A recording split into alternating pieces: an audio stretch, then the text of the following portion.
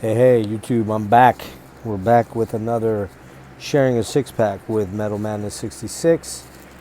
Been a couple weeks. I took a little break from it because I didn't want to just be throwing these up 3 or 4 a day or 3 or 4 a week. Just not enough interest in it. And frankly, the interest in it has not been great. So I don't know. This may be the last batch I throw in here. Hard to say. Time is very much not in my favor now. Things are I'm really struggling. So, without further ado, we're going to get into it. Now, remember, the whole premise behind this is for me to reach in a box and yank a CD out. Pretty much, I don't dig around and look for specific things. I just pull out stuff that's near the top, and there's, thousands of CDs. So this could go on for literally years. It's not going to. As I said, the views aren't really that great. They're approaching 100, which, I only have 342 subs, but they're not like anywhere near like the deep dives. But people come back to those multiple times. So there's probably only 100, 150 people that are watching them too, but they're watching the entire episodes, which is great. So they get extra clicks and whatever. Long story short, who knows how long this will last, but the bottom line is I reach in, I pull out some CDs, maybe some box sets like I have here too, and we talk about them. And I give you kind of my thoughts on them based on what I recall. I don't go listen to them first. I give you the kind of the lowdown of what my memory, serves me. Now, if I pull something out that I'm like, shit, I have no idea what this is or what it's about, I'll probably just chuck it to the side and pull another one. But not many in my collection are like that. I pretty much know what everything is, or I can remember what it sounds like, or what why I bought it, or the whole 9 yards. So first up, Fantomas, Mike Patton and crew, Buzz Osborne, Dave Lombardo, Trevor Dunn. I believe that's all that's on this. This is their third album. Came out in January of 2004 on Ipecac Records. This is avant-garde horror soundtrack, film soundtrack that, noise, darkness, drone, metal, avant metal. It is all over the map. I'm a little late on this one, unfortunately, because this would have been great before Halloween. This is a Halloween soundtrack. Really, it's fucking maniacal and frightening and seems very real. It's based on a book called Pictures from a book by Max Aguilera Helweg from '97, from the book The Sacred Heart on Bullfinch Press. Don't know anything about it, didn't look it up. As you can see, it comes in a charcoal gray box, jewel case, not your clear jewel case or colored one. Well, I guess it is colored because it's charcoal. Really, really cool. You can see it's kind of opaque. The photos in here allegedly are real, of real surgeries. I don't believe that for a second. I just don't. You tell me what you think, but they just look too staged. Even if you're photoshopping shit like this, which I don't know if you had Photoshop in '97, probably had some form of art, program that you could use, probably Photoshop. But you look at this stuff and it just looks too, I don't know, effects ridden and sort of, I just don't believe that that's what I saw on Wikipedia. And everything on Wikipedia is true, so I don't believe this one though. I don't think they're real photos. Really killer artwork on this. Slipcase that you can see is very, very glossy, so it shows fingerprints really bad. Same with the booklet, but man, they did a hell of a job on this. Very well. This is clearly my favorite. I have director's cut, like I said.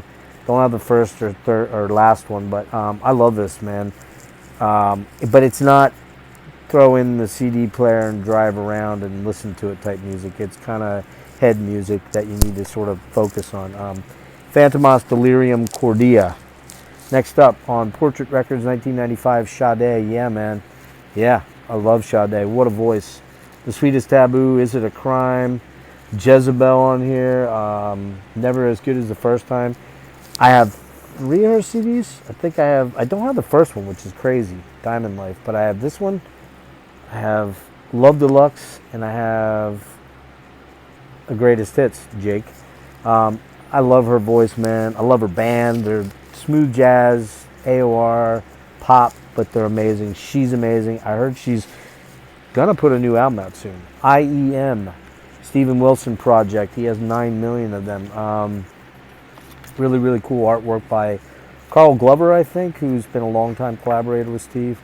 I think these are not of Steve's family. I'm pretty sure they're not, but they're all period photos that Carl collated and accumulated and used as the artwork.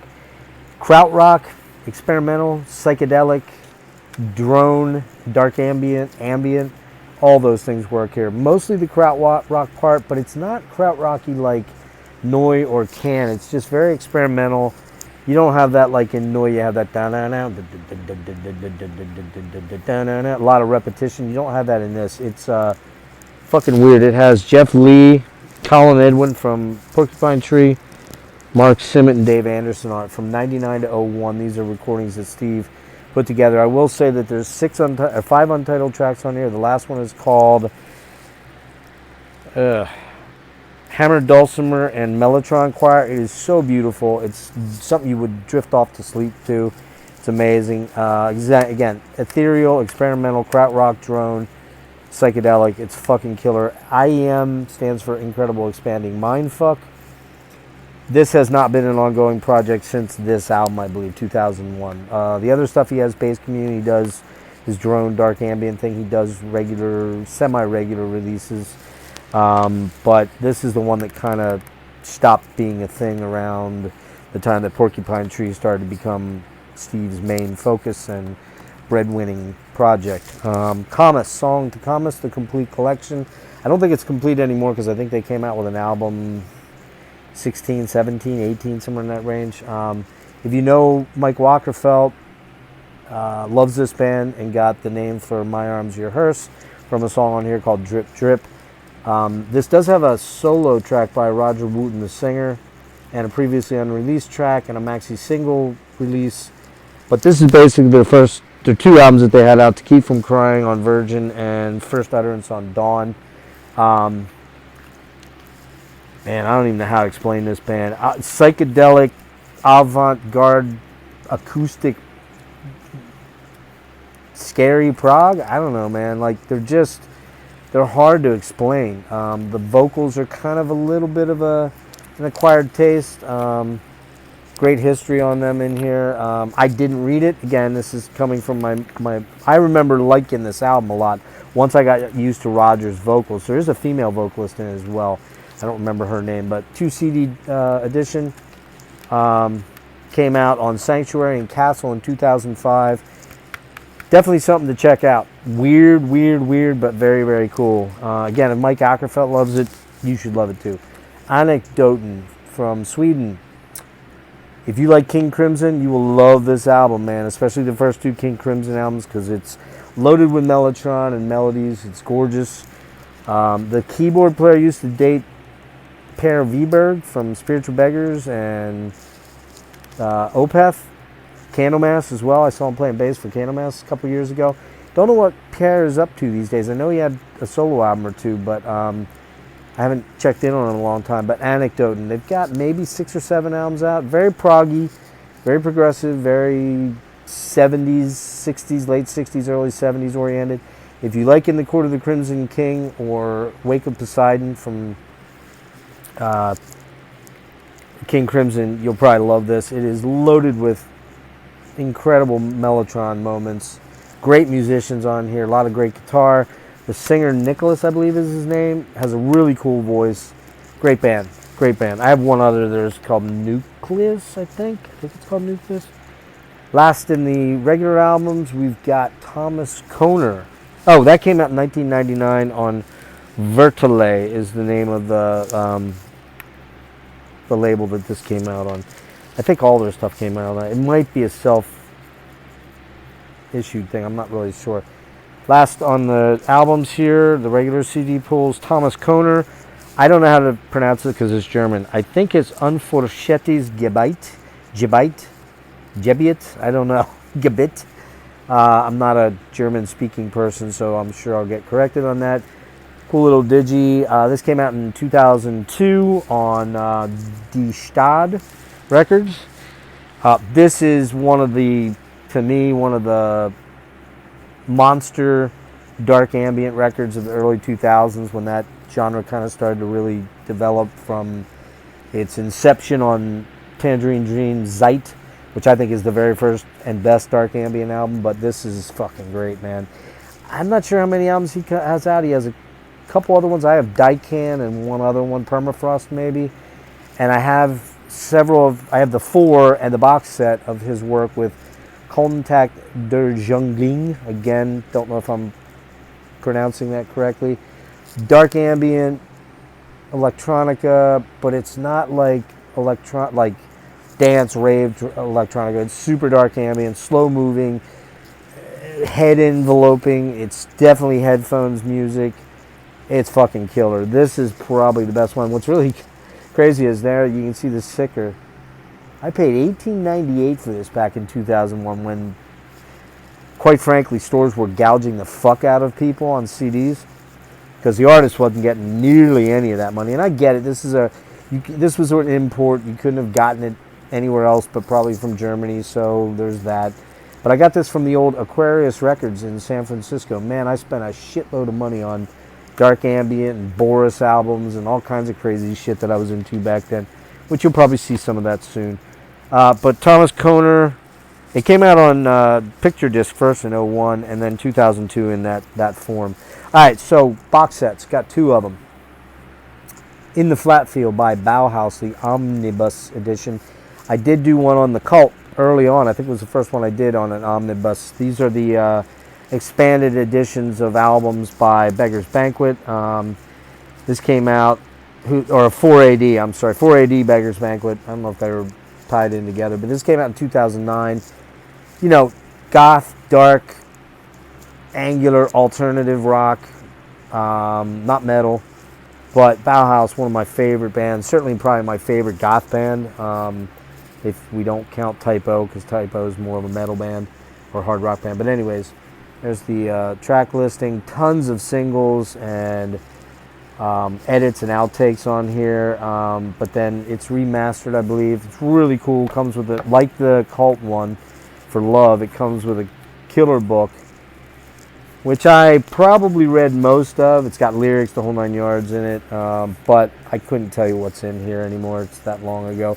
A lot of recording info stuff. And then, of course, the 2 CDs.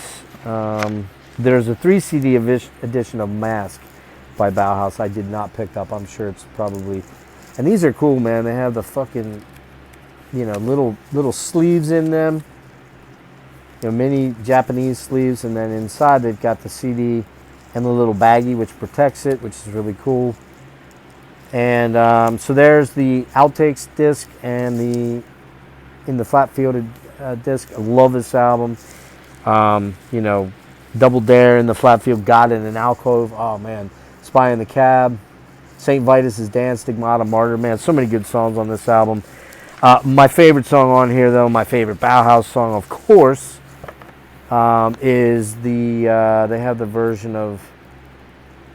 Oh, this has, wait a minute, I'm sorry. This has Telegram Sam on it, which is not on the album. Terror Couple Kill Colonel. Rose Garden Funeral of Swords. Man, there's some fucking viciously dark and ugly angular stuff on here. Love this. Bauhaus. It doesn't have the single Bela Lugosi's Dead. Saw Peter Murphy 2009, 10, somewhere in that range. He was fucking phenomenal. Did Ziggy Stardust, Bowie. Did all my favorite songs from him off Deep and Cascade and all. I love Peter Murphy, man. Love that dude. Bauhaus, In the Flat Field. And last but not least, I've got Roxy Music's box set. The complete recordings of Roxy. I believe that's still accurate. I don't think they've reformed to do tours, but I don't think they've done any recorded work. This thing is a fucking amazing box set. I haven't seen it around. I didn't go on Discogs and look for it, but I know this was going for pretty crazy money, like $250, $300, somewhere in that range, maybe even more. I could be wrong. My box has got a few, no dents or anything. Oh yeah, it does have a little bit of a ding there. But it's, you know, it's again that high gloss. And this came out in 2012 on Virgin, by the way. All these come in gatefold, hard cardboard. This is by far the nicest box set I own. It is fucking beautiful. Look at this. Like you're getting a gatefold album. Inserts, you know, it's got the insert sleeves. Nothing on them. No baggies on this one, but it does have the artwork on the disc, which is killer. This, you know, Roxy is very early prog, very early art rock, very early, a little bit of, maybe a tiny little bit of goth in there. New romantic stuff. I mean, this set the template for a lot of bands like Duran Duran, and they didn't sound like Duran Duran, but they definitely set the template for bands like Japan and Duran Duran, no doubt. Here's, I forget the name of this, damn it.